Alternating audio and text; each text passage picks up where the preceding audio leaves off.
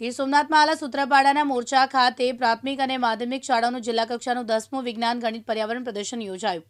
સૂત્રાપાડાના મોરાસા મુકામે જીસીઆરટી ગાંધીનગર પ્રેરિત જિલ્લા શિક્ષણ અને તાલીમ ભવન, જિલ્લા શિક્ષણાધિકારી કચેરી, જિલ્લા શિક્ષણ સમિતિ ગીર સોમનાથ અને બીઆરસી ભવન સૂત્રાપાડા અને મોરાસા પ્રાથમિક શાળાના સંયુક્ત ઉપક્રમે ગીર સોમનાથ જિલ્લાનું 2024મું 10મું પ્રાથમિક અને માધ્યમિક શાળાઓ માટેનું વિજ્ઞાન ગણિત અને પર્યાવરણ પ્રદર્શનનું આયોજન કરવામાં આવ્યું, જેમાં દરેક તાલુકા દીઠ 5 પ્રાથમિક વિભાગની કૃતિઓ અને 5 માધ્યમિક વિભાગ કૃતિઓને પ્રદર્શનમાં ભાગ લીધો। આમ એકંદર સમગ્ર પ્રદર્શનમાં કુલ અલગ અલગ 5 વિભાગોમાં થઈને પ્રાથમિક અને માધ્યમિક વિભાગની વિજ્ઞાન ગણિત અને પર્યાવરણ લગતી કુલ 60 કૃતિઓની રજૂઆત થઈ હતી।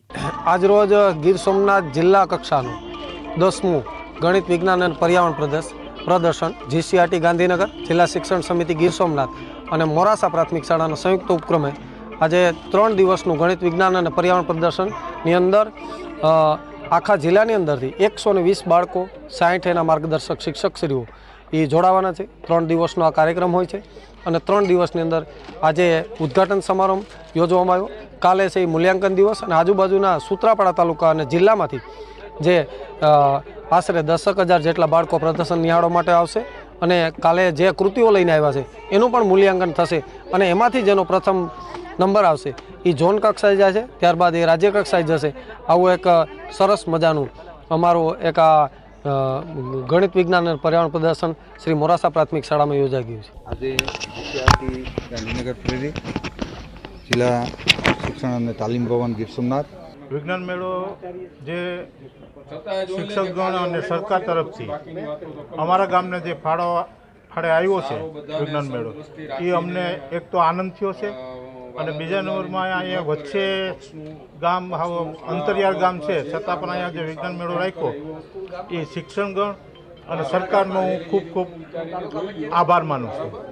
બીજા નંબરમાં આ જે વિજ્ઞાન મેળો છે આજે 16 તારીખથી શરૂ થયો છે અને જે કૃતિઓ આખા ગીર સોમનાથ જિલ્લામાંથી લઈને જે આવ્યા છે, હર સ્કૂલમાંથી, ચારે જિલ્લા તાલુકામાંથી, એ ખરેખર કૃતિઓ પણ અતિ અદ્ભુત છે અને આપણે જોઈએ ને તો એમ થાય કે અત્યારના જે બાળકો છે એમાં જે ઉત્સંગ એનો પોતાનો અને જે કૃતિ પ્રદર્શન કરવા માટેની જે એની ભાવના છે એ અમે ફરીને જોયું ને તો એમ થતું હતું કે ના ના અત્યારે આપણે આ જે અત્યારે આ ટાઈમે પણ એમ કે અત્યારે જે બાળકો જે આ સ્કૂલના ગીર સોમનાથ જિલ્લામાંથી જેટલી પણ કૃતિઓ આવી છે એ બધા બાળકોનો જે ઉત્સાહ અને જે એને પ્રોત્સાહન રૂપી જે કંઈ પણ અહીંયાથી બધાએ મળી અને શિક્ષકગણ બધા જે આગળ પાછળ જે માણસો છે એ ફેક્ટરી છે એમાંથી પણ જે કંઈ પણ છે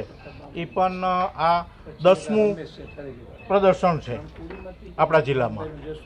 તો આ 10મું પ્રદર્શન અમને જે મોરાસામાં મળ્યું છે એ અમે ખૂબ શિક્ષકગણનો અને સરકારનો અમે ખૂબ આભાર માનીએ। જિલ્લા શિક્ષણ અધિકારીની કચેરી, જિલ્લા શિક્ષણ સમિતિ ગીર સોમનાથ, બીઆરસી ભવન સૂત્રાપાડા તથા મોરાસા પ્રાથમિક શાળાના સંયુક્ત ઉપક્રમે ગીર સોમનાથ જિલ્લો જુદો પડ્યો ત્યારથી લઈને આજ દિવસ સુધીનું 10મું પ્રાથમિક અને માધ્યમિક વિભાગનું ગણિત વિજ્ઞાન પ્રદર્શનનું આજે ઓપનિંગ થઈ રહ્યું છે।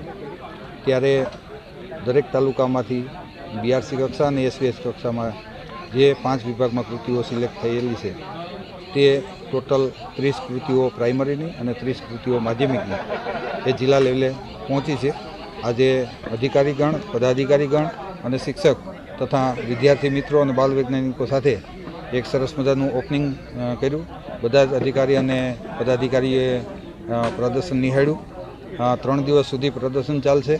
આવતીકાલથી બધી સ્કૂલો આ ઇવેન્ટ નિહાળવા માટે થઈને આવશે।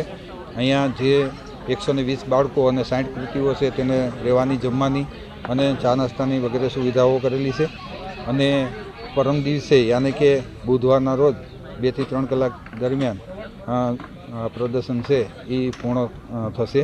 આ પ્રદર્શનની અંદર સરકારશ્રીની ગ્રાન્ટ તથા આજુબાજુના આગેવાન, રાજકારણ અને કંપનીનો પણ બાળકોને ઇનામ અને પ્રોત્સાહન રૂપે ઘણો બધો ફાળો મળેલો છે। આ તકે એ સૌનો પણ ખૂબ આભાર સાથે સમગ્ર ગીર સોમનાથ શિક્ષણ પરિવારનો આભાર સાથે ધન્યવાદ. અને આ કૃતિઓ ઝોનમાં જશે ત્યાં પણ આપણા જિલ્લાની કૃતિઓ શ્રેષ્ઠ આવે એ બદલ સૌને અભિનંદન. Best of luck. Thank you. Paresh Jadav, Divyang news, Gir Somnath.